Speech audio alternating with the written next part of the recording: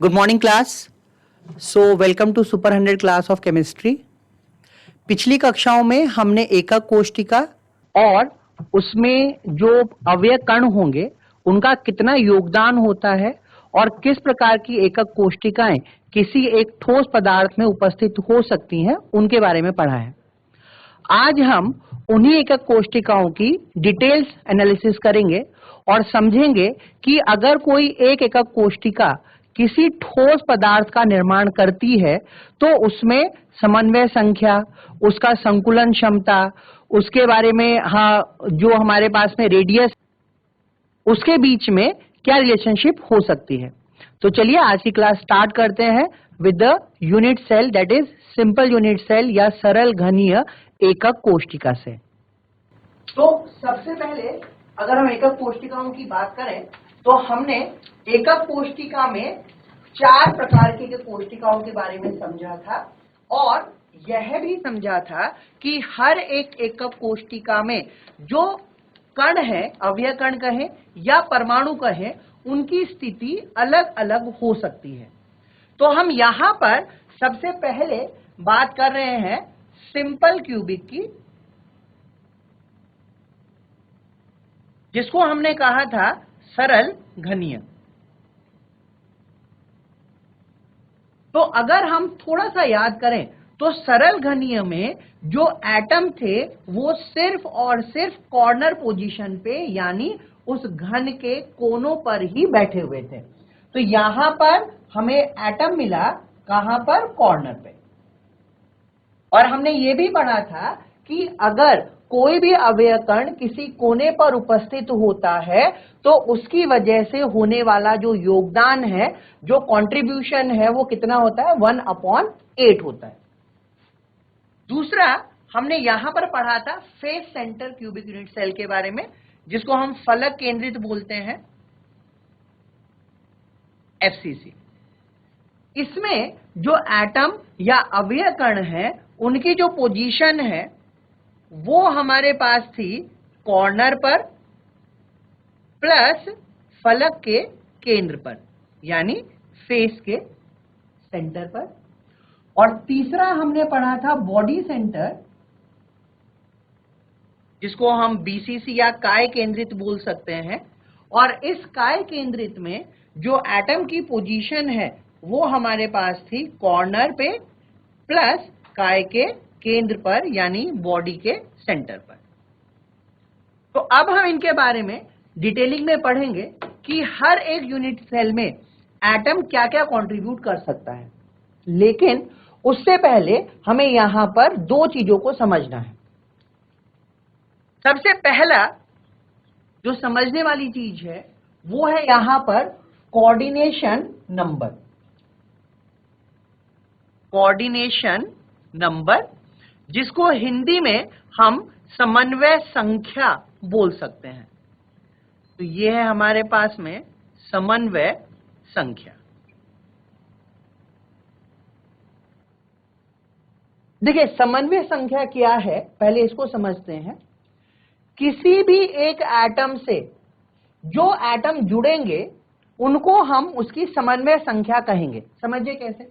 मैंने क्या किया, मैंने यहां पर ये 3 एटम इस तरीके से एक लाइन में अरेंज किए हैं। तो अगर मैं इसमें समन्वय संख्या की बात करूं तो ये वाला जो एटम है ये इन 2 एटम से जुड़ा हुआ है। इसका मतलब इस केस में जो कोऑर्डिनेशन नंबर होगा वो कितना माना जाएगा? 2 माना जाएगा। तो अगर हम कोऑर्डिनेशन नंबर को डिफाइन करें तो कोऑर्डिनेशन नंबर हुआ number of atom touching a particular atom.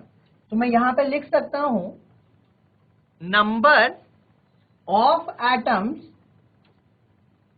Touching a particular atom, यानी किसी एक परमाणु को टच करने वाले जो एटम है उनको हम क्या कहेंगे? कोऑर्डिनेशन नंबर या समन्वय संख्या कहेंगे। तो इस केस में मैं देख पा रहा हूं कि ये जो बीच वाला एटम है इसको 2 लोगों ने टच किया हुआ है, इसलिए इसकी समन्वय संख्या 2 होगी। इसी प्रकार से अगर हम एक और एग्जांपल बनाएं,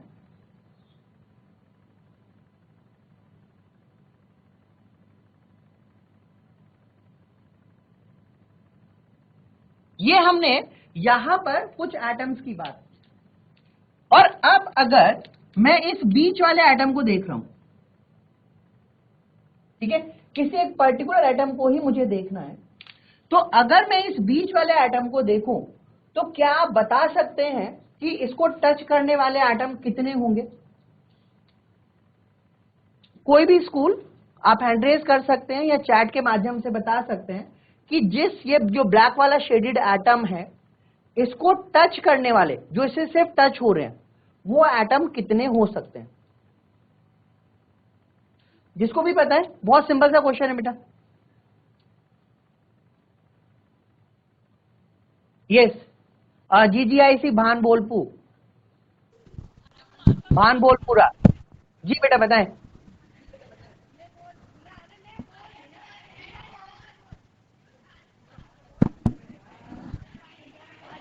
जी कोई भी एक माइक ले ले, बताएं।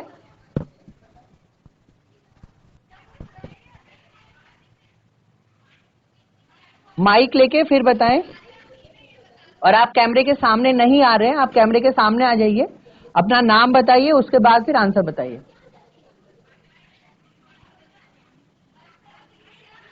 ठीक है, बताइए, अपना नाम बताइए। माइक को ऑन कर ले पहले प्रॉपर वे में।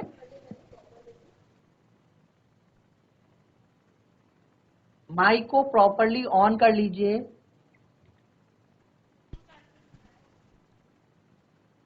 दूसरा माइक ले लीजिए अगर इसमें कोई प्रॉब्लम है तो।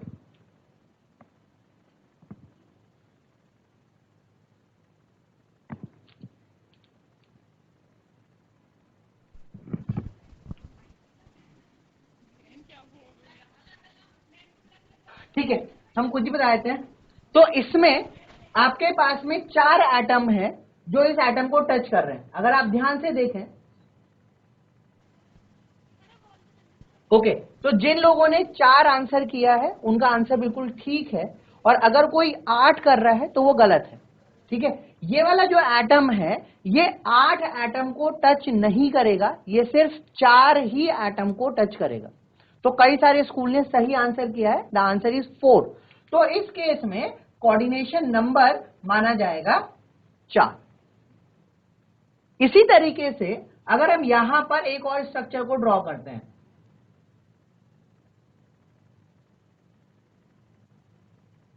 अब ये जो दूसरी लेयर में लगा रहा हूं, ये मैं इसके बीच में यहां पर जो ग्रुप बने हुए हैं इसमें लगा रहा हूं।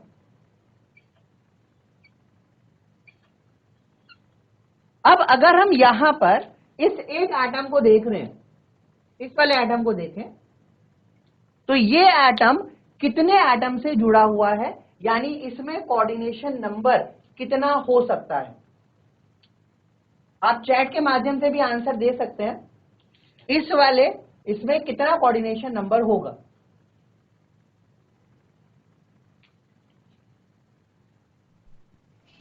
6। ओके, तो that is very much true. इस केस में कोऑर्डिनेशन नंबर होगा 6। ठीक है, क्योंकि ये 6 एटम से यहां पर जुड़ता हुआ हमें दिख रहा है।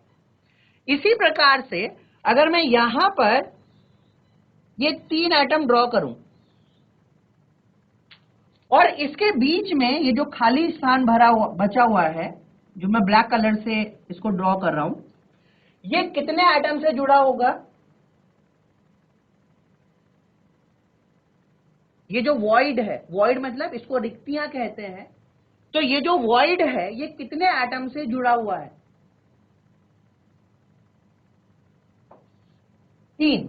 Very good, so the answer is 3। तो इस केस में कोऑर्डिनेशन नंबर हो जाएगा 3। लेकिन अगर इसी के ऊपर हम एक और एटम को रखते हैं, तो अब ये जो वॉइड है इसका कोऑर्डिनेशन नंबर होगा 4। तो आई होप कि आपको समन्वय संख्या के बारे में समझ में आया। समन्वय संख्या का मतलब यह है कि कोई भी एक पर्टिकुलर एटम, कोई एक निश्चित अवयव कण कितने दूसरे कणों से सीधे सीधे जुड़ा हुआ है, उसको हम उसका कोऑर्डिनेशन नंबर कहते हैं। तो यहां पर कोऑर्डिनेशन नंबर 2 है, यहां पे कोऑर्डिनेशन नंबर 4 है, यहां पर कोऑर्डिनेशन नंबर 6 है, और अगर हम इस वॉइड की बात करेंगे तो इसमें कोऑर्डिनेशन नंबर 4 होगा। तो ये पहली प्रॉपर्टी है जिसको हमें समझना था, जो है समन्वय संख्या। अब हम यहां पर दूसरी प्रॉपर्टी की बात करते हैं।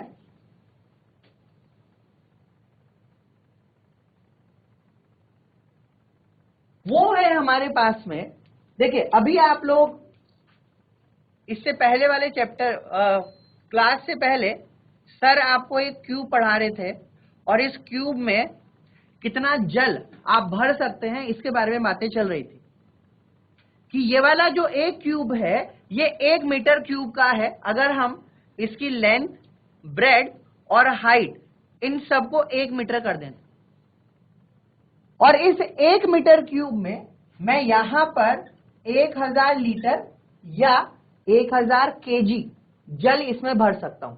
ये अभी आप थोड़ी देर पहले पढ़ रहे थे, ये एक टंकी सर ने बनाई थी पानी की। क्योंकि पानी की डेंसिटी 1 है, इसलिए जितना उसका घनत्व आयतन होगा उतना ही उसका द्रव्यमान भी होगा, तो दोनों बराबर थे। लेकिन जब यही चीज हमने मरकरी के लिए समझी, तो मरकरी में डेंसिटी आई थी 13600। अगर आप मास की बात कर रहे हैं, HEG के केस में जो द्रव्यमान हमारे पास आया था वो कितना आया था, 13600 kg। यानी इसी 1 मीटर क्यूब के अंदर अगर मैं पानी भरूंगा तो वो 1000 kg भर सकता हूं, लेकिन अगर मैं इसमें पारा यानी मरकरी भरूंगा तो ये 13600 kg होगा। इसी प्रकार से सर ने आपको तांबे के बारे में बताया, आयरन के बारे में बताया, और हम इस चीज से एनालाइज कर सकते हैं, ये जान सकते हैं कि कौन सा भारी तत्व है और कौन सा हल्का तत्व है।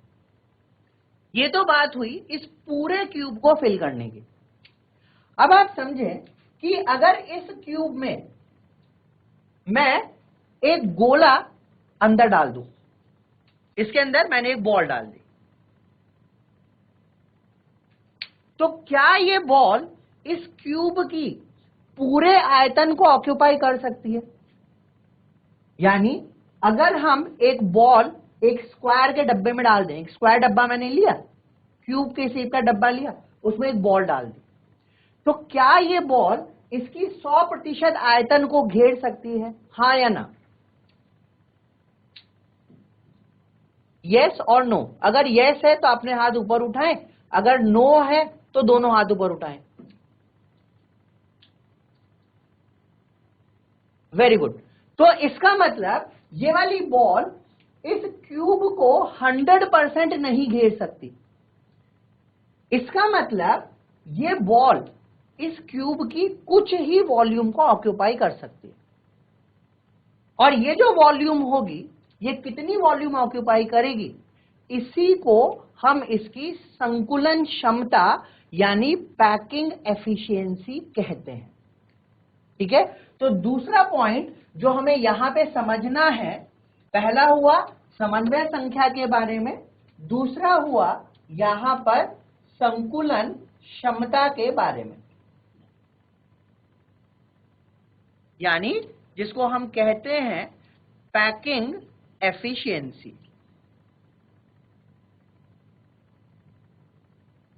तो अगर हम किसी सॉलिड में, क्योंकि हम मानते हैं कि जो परमाणु है सॉलिड के वो कैसे हैं, वो गोलाकार हैं, जो एकक कोष्टिका है वो कैसी है, वो घनीय है या क्यूबिक है।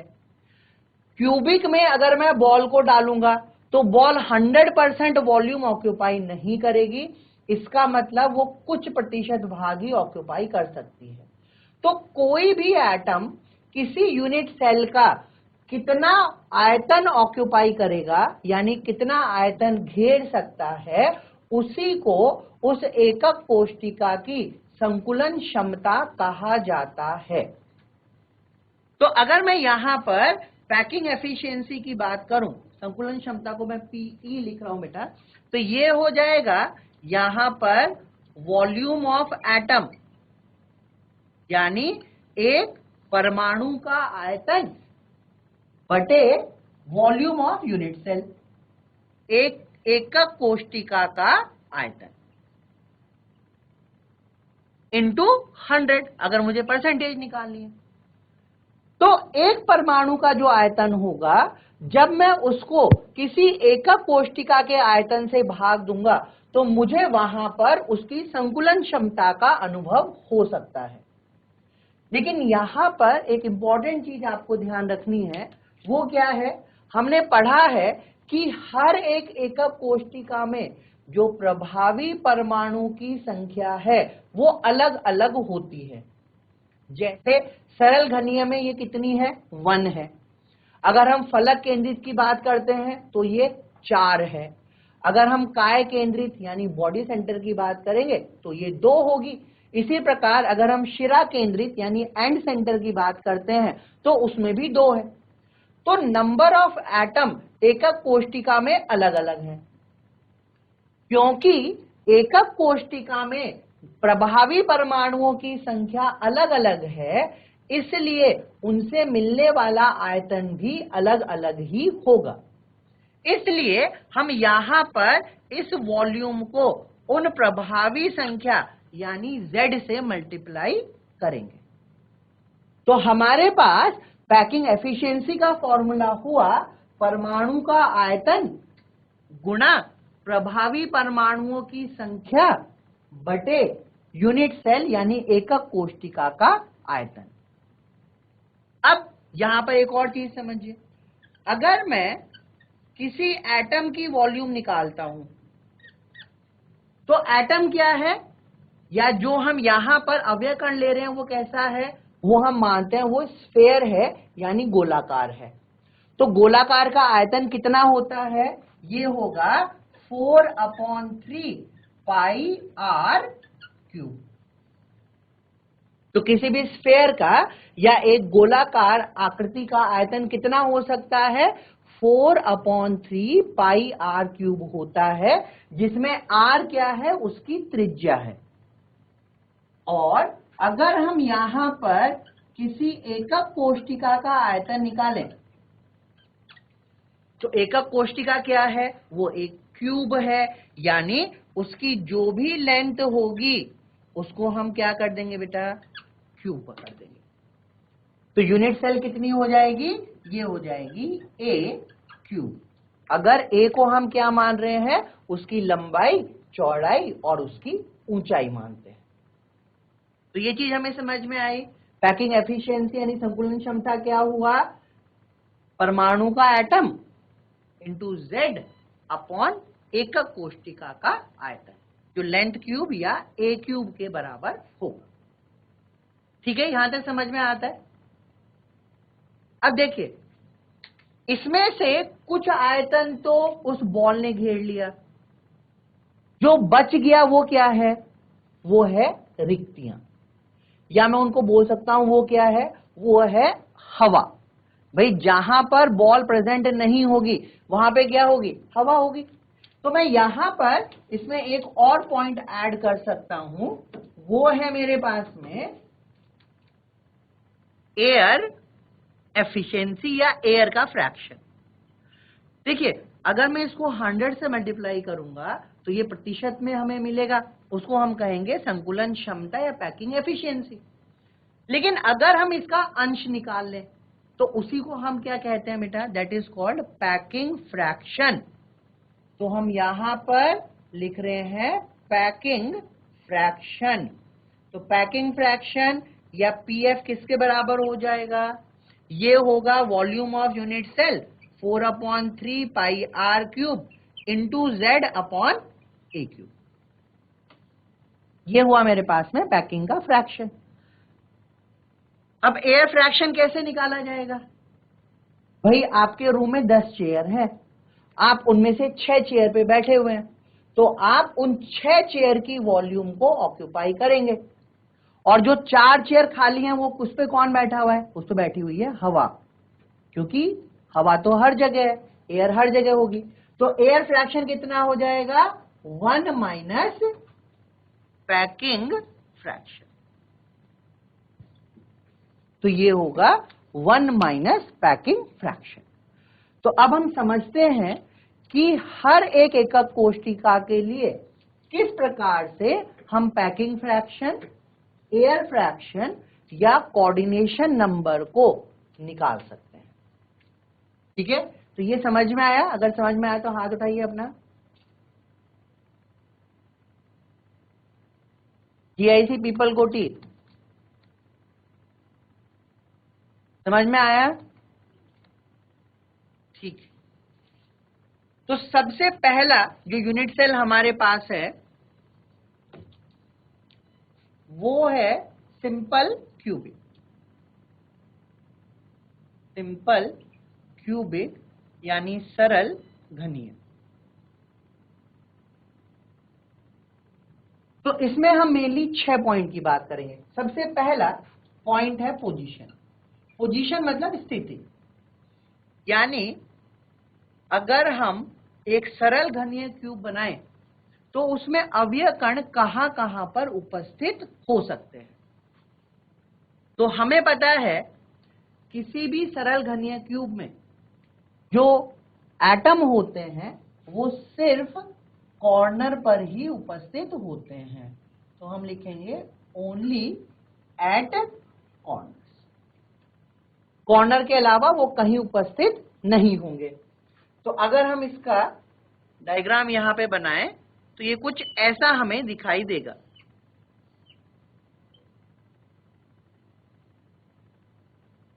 ये एक क्यूब हुआ और इसके कॉर्नर पे यहां पे ये 8 एटम लगे हुए हैं।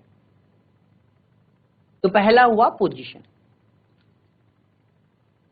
दूसरा हम समझते हैं यहां पर number of effective atom per unit cell, यानी प्रति एकक कोशिका प्रभावी परमाणुओं की संख्या, जिसको हमने लिखा था Z से। तो यहां पे Z कितना हो जाएगा? अब देखिए यहां पर परमाणु सिर्फ कॉर्नर पे उपस्थित हैं और हमने पढ़ा है कि कॉर्नर पर जो एटम का योगदान होता है वो 1/8 होता है और हमारे पास कुल कॉर्नर 8 हैं।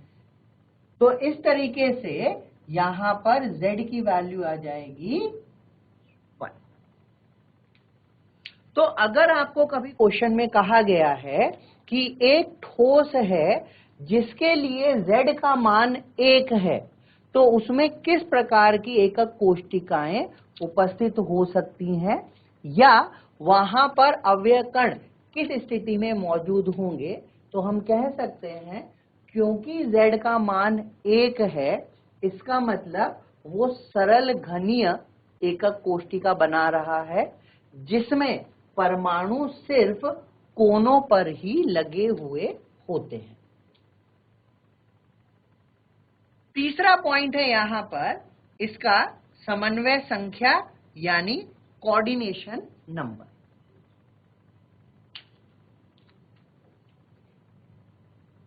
समन्वय संख्या या कोऑर्डिनेशन नंबर। देखिए इसको बड़ा ध्यान से समझिएगा। आप जिस रूम में बैठे हुए हैं उस रूम को भी आप आराम से देख सकते हैं। उसका कोई भी एक कोना आप देखना अगर शुरू करेंगे तो ये जो एक कोना है, ये एक कोने पे जो एटम है ये 3 कॉर्नर से यहां पे जुड़ा हुआ है। आप अपने रूम को भी देख सकते हैं बेटा कि आपके कोई भी एक कोना अगर आप देखेंगे तो वो एक कोना सिर्फ 3 कोनों से ही जुड़ा हुआ आपको दिखाई देगा, चौथे से नहीं जुड़ेगा। ठीक है ना? तो ये वाला कितनों से जुड़ा? 3 से। तो इस हिसाब से इसकी समन्वय संख्या कितनी होनी चाहिए? 3 होनी चाहिए। लेकिन जब हम यूनिट सेल पढ़ रहे हैं तो यूनिट सेल मतलब हम एक 3D स्ट्रक्चर की बात कर रहे हैं, यानी इसके इधर भी क्यूब होगा, ऊपर भी क्यूब होगा, इधर भी होगा। तो अब ये जो एटम है, इस एटम की अगर मैं बात करूं, मैं कुछ इसको अलग से बना देता हूं यहां पे। तो ये यहां पे इस तरीके से देखिए 3 से जुड़ा हुआ है। अब इसके पीछे भी एक क्यूब होगा, तो इसका मतलब ये पीछे वाले क्यूब के एटम से भी जुड़ा होगा। इसके ऊपर भी एक क्यूब होगा तो ये उससे भी जुड़ेगा, और इसके बाजू में भी एक क्यूब होगा तो ये इधर से भी जुड़ सकता है। इसका मतलब कि कोने पर जो एक एटम रखा हुआ है जिसका योगदान 1/8 टाइम है, वो 6 दूसरे अवयव कणों से जुड़ा हुआ है। तो इसका मतलब कि यहां पर जो समन्वय संख्या हमें मिलेगी वो कितनी मिलेगी? 6 मिलेगी। 3 उसके खुद के कोने हैं और चौथा, पांचवा और छठा जो उसके ऊपर, नीचे और साइड में क्यूब रखे हुए हैं उनके कॉर्नर से वो जुड़ेगा। तो यहां पर हमें समन्वय संख्या प्राप्त होगी 6। समझ में आता है? बहुत ध्यान से समझने वाली चीज है ये कि अगर हम कॉर्नर पे देख रहे हैं तो कॉर्नर 6 से जुड़ा होगा। अब हम यहां पर चौथा पॉइंट समझते हैं जो है मेरे पास में पैकिंग फ्रैक्शन। लेकिन उससे पहले हम यहां पर एज लेंथ और रेडियस में क्या रिलेशनशिप हो सकती है उसके बारे में समझते हैं। तो फोर्थ है हमारे पास में relation between edge length and radius. देखिए इसका मतलब क्या है, रेडियस को मैं r मान लेता हूं और एज लेंथ को मैं मान लेता हूं a, यानी एक क्यूब की जो दूरी है, एक जो लंबाई है वो, और एक एटम की जो त्रिज्या होगी उसके बीच में किस प्रकार का संबंध हम यहां पर स्थापित कर सकते हैं। अब देखिए इसी क्यूब को अगर हम थोड़ा सा एक्सपेंड करके देखें, देखो बेटा यहां पे हो क्या रहा है, अगर मैं बात करूं एक फेस की, मैं एक सामने की तरफ फलक को देख रहा हूं, तो यहां पर इस कोने पर एक एटम लगा हुआ है और इसके दूसरे कॉर्नर पे दूसरा एटम लगा हुआ है। तो ये हमें कुछ इस तरीके से दिखाई देंगे। ये तो सिर्फ हमने पोजीशन बताई, लेकिन कायदे से अगर हम देखेंगे तो हमें पता है कि ये 1/8 कंट्रीब्यूशन कर रहा है। तो यहां से जीआईसी पॉडी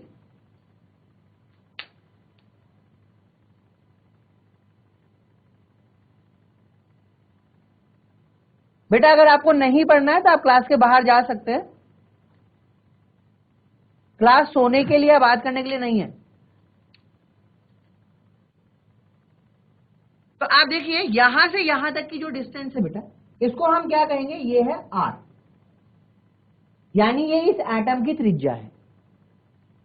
इसी प्रकार से जो दूसरे कॉर्नर का एटम है उसकी त्रिज्या हुई r, और इस कोने से इस कोने तक की जो लंबाई है इसको हम बोलते हैं एज लेंथ, यानी कि a।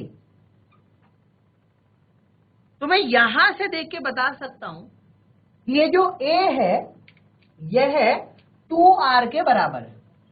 तो a = 2r। तो सरल घनीय क्यूब अगर कहीं होगा तो उसमें एज लेंथ रेडियस की दुगनी होगी, या मैं उसको डायमीटर भी बोल सकता हूं, क्योंकि डायमीटर क्या होता है, ट्वाइस ऑफ रेडियस होता है। तो यहां पे हमने अभी तक जो समझा उसके हिसाब से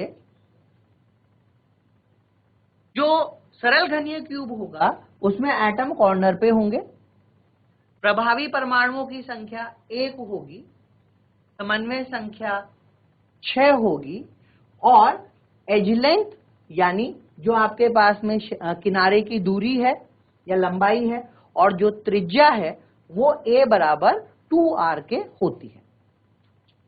अब यहां पर हम नेक्स्ट समझते हैं इसका पैकिंग फ्रैक्शन।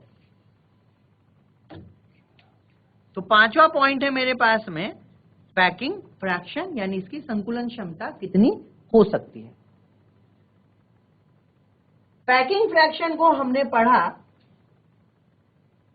पैकिंग फ्रैक्शन का फॉर्मूला था Z × 4/3 πr³ A³। यहां से हम देख सकते हैं कि A किसके बराबर है, 2r के। तो इसका मतलब ए क्यूब किसके बराबर हो जाएगा? 2r क्यूब के बराबर हो जाएगा, जिसको मैं लिख सकता हूं 8r क्यूब। और यहां पर z की वैल्यू कितनी है? 1।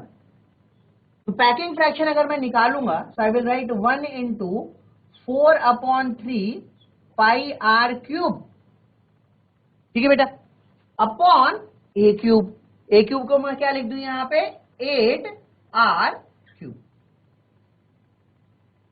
इसको अगर हम सॉल्व करें तो ये हो जाएगा 1 into 4/3 pi are cube upon 8r cube. तो यहां पे आर क्यूब से आर क्यूब कैंसिल हो जाएगा, 4 2 8, तो ये मेरे पास में आएगा π/6। तो अगर हमारे पास में एक सरल घनीय एकक कोष्टिका है तो उसमें जो संकुलन क्षमता आ रही है वो कितनी आ रही है? π/6 आ रही है। पाई का मान हमें पता है 22/7 या 3.14 आप रख सकते हैं, और जब आप इस मान को रखेंगे तो यहां पे वैल्यू आएगी 0.524, या अगर हम इसको प्रतिशत में लिखेंगे तो ये हो जाता है 52.4%। यानी अगर आपको कोई गोलाकार बॉल दी हुई है और आपको कहा जाए कि उसे किसी घन में आप लगाएं सिर्फ कॉर्नर कॉर्नर पे, तो आप उस घन का केवल 52.4% आयतन ही घेर सकते हैं। बाकी आयतन कौन घेरेगा? खाली रहेगा, या उसको कौन घेरने वाला है? एयर घेरने वाला है। तो यहां पर मैं 6 पॉइंट लिख सकता हूं कि जो आपके पास में एयर फ्रैक्शन होगा वो कितना हो जाएगा? 1 माइनस 0.524, जिसको अगर हम सॉल्व करेंगे तो ये आ जाएगा हमारे पास में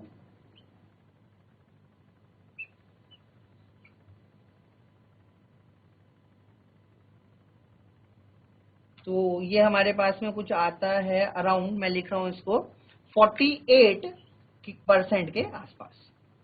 तो 48% उसमें क्या रहेगा?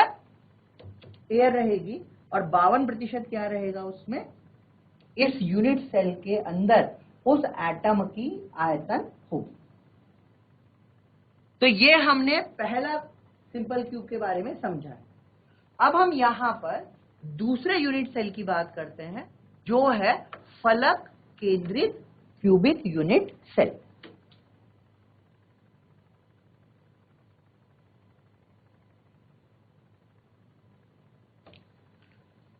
तो दूसरा यूनिट सेल मेरे पास है फेस सेंटर्ड या फलक केंद्रित।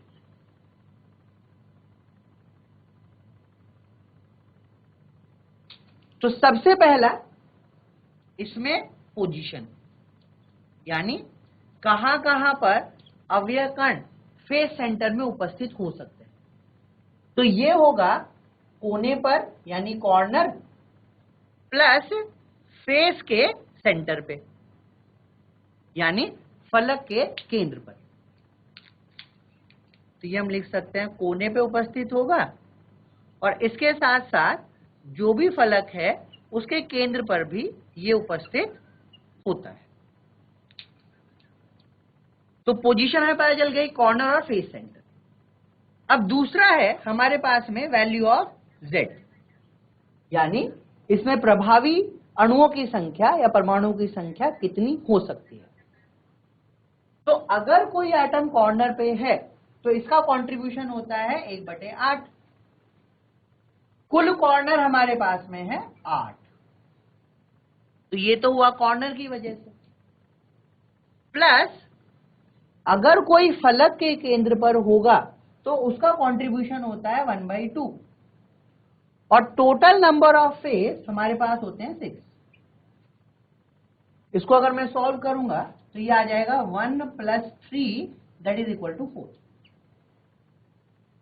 तो आप देखिए जहां पर सरल घनीय में z की वैल्यू 1 आ रही थी, वहीं फेस सेंटर्ड में z की वैल्यू 4 आती है। तीसरा है हमारे पास में कोऑर्डिनेशन नंबर, यानी समन्वय संख्या। इसको ध्यान से समझिएगा कोऑर्डिनेशन नंबर का मतलब हुआ कि कोई भी एक एटम कितने एटम से टच हो रहा है, ठीक है, that is called the coordination number. तो अगर मैं यहां पर एक फलक केंद्रित यूनिट सेल को ड्रॉ करूंगा तो वो कुछ इस तरीके से मेरे को दिखाई देगा कि यहां पर कोनों पे 8 एटम लगे हुए हैं और हर एक फलक के केंद्र पर एक अवयकण लगा हुआ है। तो एक ये हो गया ऊपर वाले फेस पे, ये हो गया नीचे वाले फेस पे, ये हुआ इस वाले फेस पे, इनको थोड़ा सा बड़ा बना देते हैं, ये हो गया इधर वाले फेस पे। 4 तो ये हो गए, एक हो गया पीछे वाले फेस पे और एक इस वाले फेस पे आएगा। तो इस तरीके से अगर मैं देखूं तो यहां पर मुझे 6 एटम मिलेंगे जो हर एक फेस के सेंटर पे लगे हुए हैं। आप ऐसा सोच सकते हैं कि आप जिस क्लासरूम में बैठे हैं उसके 8 कोने आपको दिख रहे हैं, यस और नो? देखो एक बार क्लासरूम को देखो, क्लासरूम को देखिए, उसके 8 कोने दिख रहे हैं बेटा,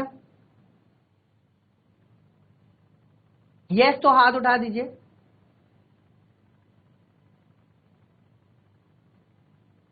कितने कोने हैं आपकी क्लासरूम में?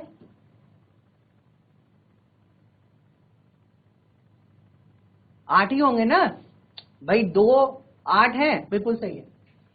और अगर हम यहां पर फलक की बात करें तो देखिए आप बोर्ड की तरफ मुंह करके बैठे हुए हैं या स्मार्ट टीवी जो भी आपके वहां पे लगा हुआ है, तो वो एक फलक माना जाएगा।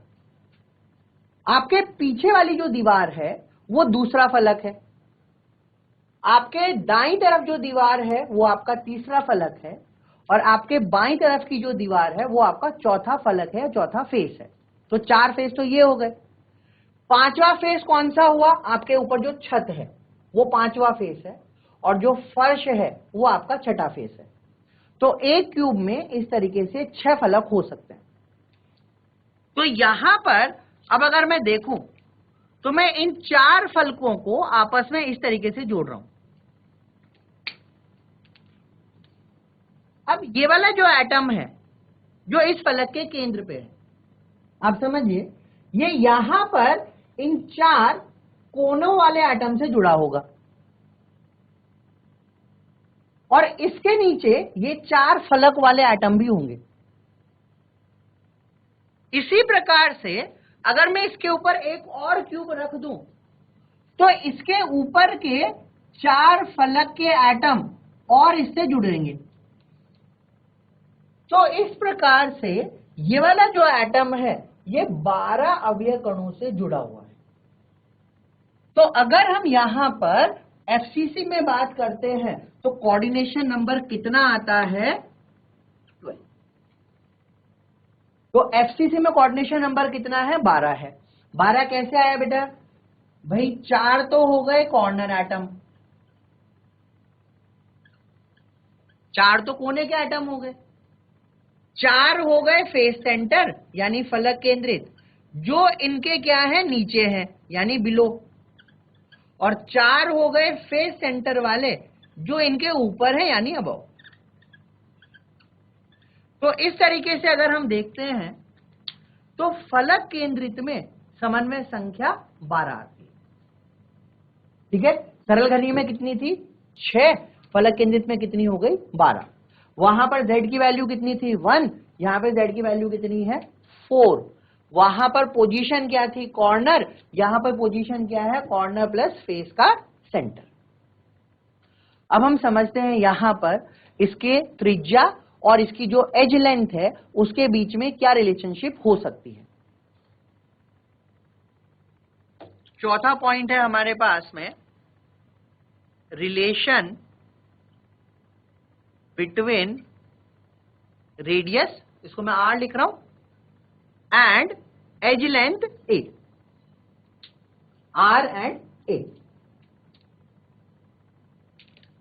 अब यहां पर आप समझिए मैं एक फेस को ड्रॉ कर रहा हूं। ये क्या है? ये कोई भी एक फेस है, कोई भी आप मान सकते हैं, फ्रंट वाला, बैक वाला, टॉप, बॉटम, लेफ्ट, राइट, कोई भी एक। और इस फेस पे अगर हम पोजीशन देख रहे हैं तो हमें पता है कि एक एटम कॉर्नर पे लगा होगा, एक फेस के सेंटर में होगा और एक दूसरे कॉर्नर पे लगा होगा। तो एक फेस को देखने पर मुझे कुछ ऐसा अरेंजमेंट दिखाई देता है।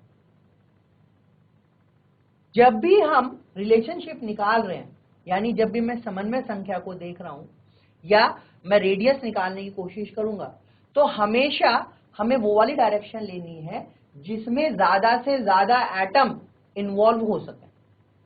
तो यहां पर मैं एक त्रिभुज का निर्माण कर सकता हूं। तो ये मैंने यहां पर एक ट्रायंगल बनाया जो एक राइट एंगल ट्रायंगल होगा। इसको मैं लिख रहा हूं ए बी एंड सी,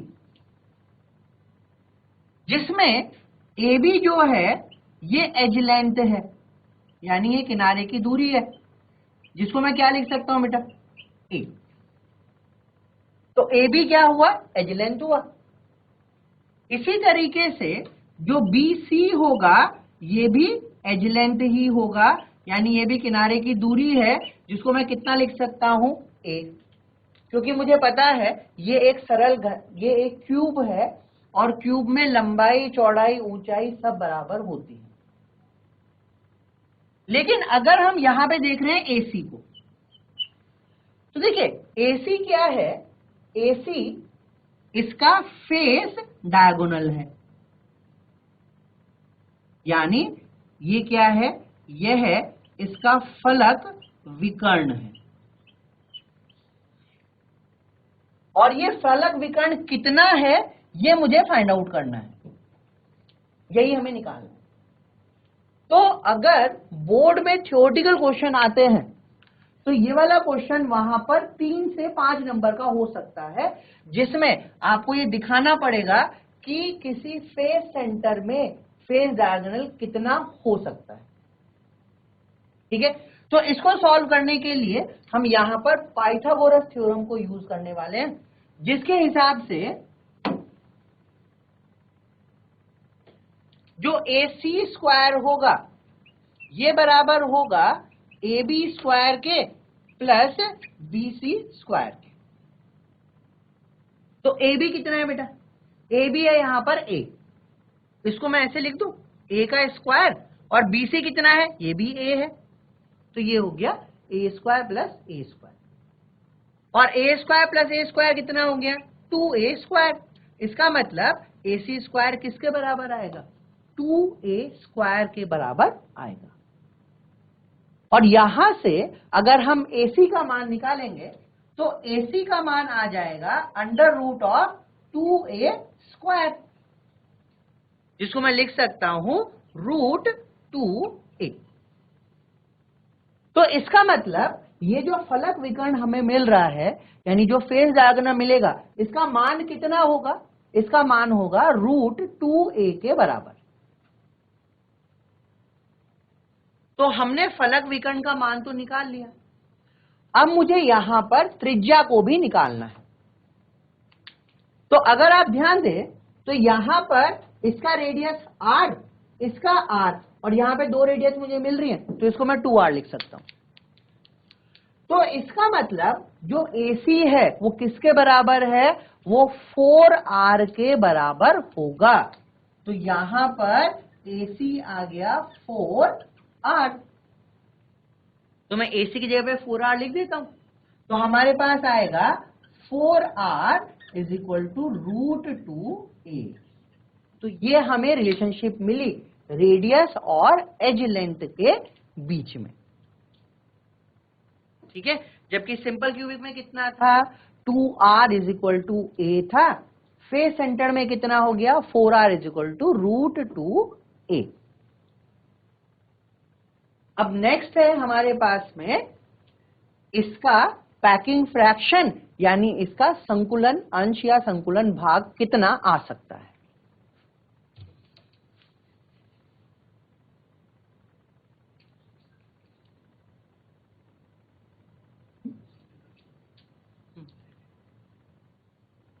क्या नाम है, टिकला खेत। आपका हैंड रेज है, आपको कोई क्वेश्चन पूछना है तो आप पूछ सकते हैं।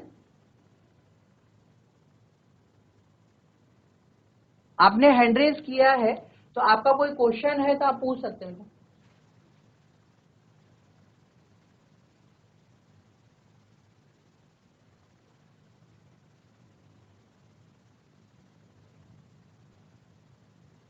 क्या आपका कोई प्रश्न है जो आप पूछना चाहते हैं? माइक को प्रॉपरली ऑन करें, उसके बाद फिर पूछिए बेटा। आप लिख दीजिए चैट में जो भी क्वेश्चन है, अभी डिस्कस कर लेते हैं। ठीक है बेटा। तो नेक्स्ट है मेरे पास में इसकी संकुल क्षमता। देखिए कितनी होगी, पांचवा पॉइंट है यहां पर इसकी पैकिंग फ्रैक्शन पीएफ। तो पैकिंग फ्रैक्शन हुआ मेरे पास में नंबर ऑफ एटम, जो कितने थे यहां पे 4, into volume of unit cell, sorry volume of atom जो था 4/3 pi are cube upon A cube. और यहां पर ए का मान कितना आएगा बेटा, ए आ जाएगा 4r अपॉन √2। देखिए यहां से ए अगर हम निकालेंगे तो कितना आएगा, 4r अपॉन √2 आएगा। तो ए क्यूब कितना हो जाएगा, ए क्यूब हो जाएगा 4r अपॉन √2 की पावर 3। तो ये हो गया 4 4 जा 16, 16 4 जा 64, तो 64r क्यूब अपॉन √2 को अगर मैं क्यूब करूंगा तो ये आएगा √2 इंटू √2 इंटू √2, यानी ये हो जाएगा 2√2। तो ये हो जाएगा 32 r क्यूब अपॉन √2। तो मैं ए क्यूब की जगह पे ये वाला मान रख सकता हूं, और जब हम ए क्यूब की जगह पे वाला मान रखेंगे तो मेरे पास पैकिंग फ्रैक्शन आ जाएगा 4 into 4/3 pi are cube upon 32r cube into √2। R cube से आर क्यूब कैंसिल हो जाएगा बेटा, और यहां पे आप देखें 4, तो यहां पे 4